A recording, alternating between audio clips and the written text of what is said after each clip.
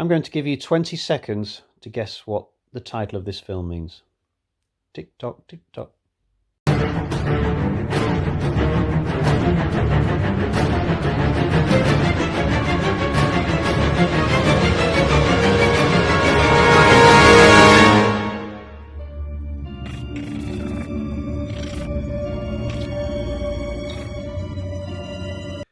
It's a reference to the fact that there are 31 days in October, and this is a Halloween-themed movie, so it's called 31. Halloween wasn't available, it's been used. I wasn't looking for a Halloween-themed movie. I seem to be seeing a lot of these recently. Obviously, I've been doing the Halloween rankings. I reviewed All Hallows Eve and its sequel quite recently, and now 31. Although, like I said, I didn't watch it for that reason. I watched it because it's a Rob Zombie film, and this is a guy who's never let me down before. I was surfing Amazon Prime looking for a film the other night, and I was going through all these movies, and I spotted 31, and I recognised it as a film of zombies I've not seen, and I thought, yes, that's my movie. I mean, if you enjoy guys' movies, you're going to keep going back to the well, right? I mean, some people love this guy, some people hate him. I kind of come down on his side. Every film I've seen him that he directed has always been really good. The two Halloweens, House of a Thousand Corpses, The Devil's Rejects. I've not seen all of his films, so I can't call myself a super fan or anything, but he's got a perfect strike record with me. Some people think his dialogue's a bit trashy and lowbrow, but I really like it. I think it's quite witty. And, you know, it's only once every 3 or 4 years he brings a film out. It's not like, I mean, I wouldn't want this kind of dialogue every single film that I watch, but, you know, just now and again, it's fine, you know.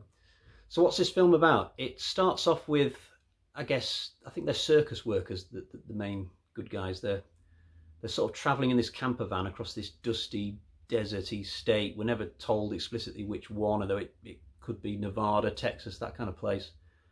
And then about 10 minutes in, they get abducted by these weird-looking guys who take them to what can only be described as a kind of abandoned power plant or industrial-type place. It's got all these steel pipes and ducts and metal corrugated iron and, you know, that kind of place. And it's huge. It's absolutely massive, this place.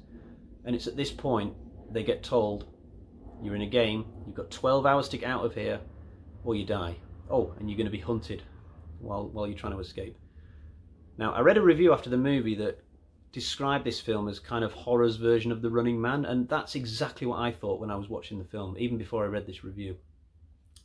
But these guys who were chasing them, well, a couple of them are women as well, they're just the freakiest killers I've seen in a movie for a long time. I mean, a lot of films struggle to come up with one really original killer, but this film's got 5 or 6. It's really impressive, and just like Schwarzenegger's The Running Man, they only come out one at a time, or one duo at a time, so it does eerily feel quite similar, actually.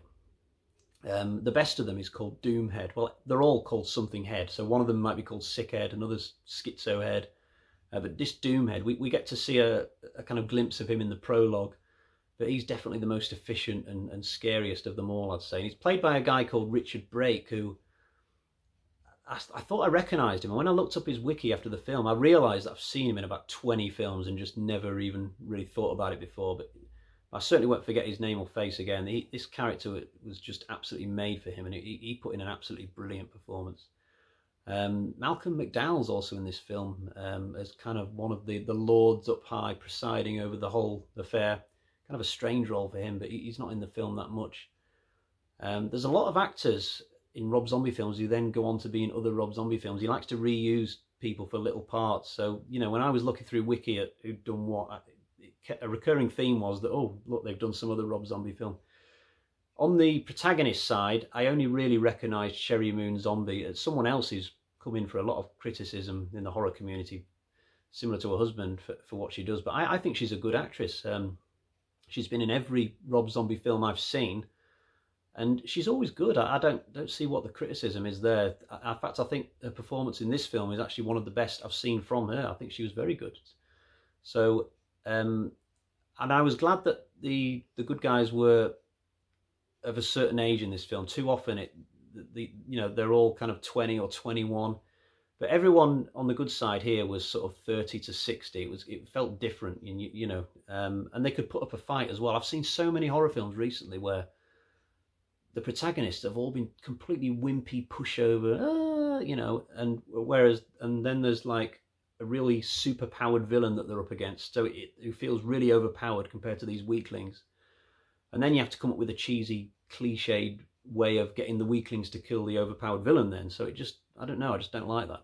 But in this film, it was quite an even match on both sides, I would say. So it was enjoyable watching, you know, battles be drawn. It was really good. Sound is really good in this film. I don't usually mention soundtrack in my reviews unless it's either really good or really bad, but there's some really good kind of indie rock guitar songs in this that were really good, really good.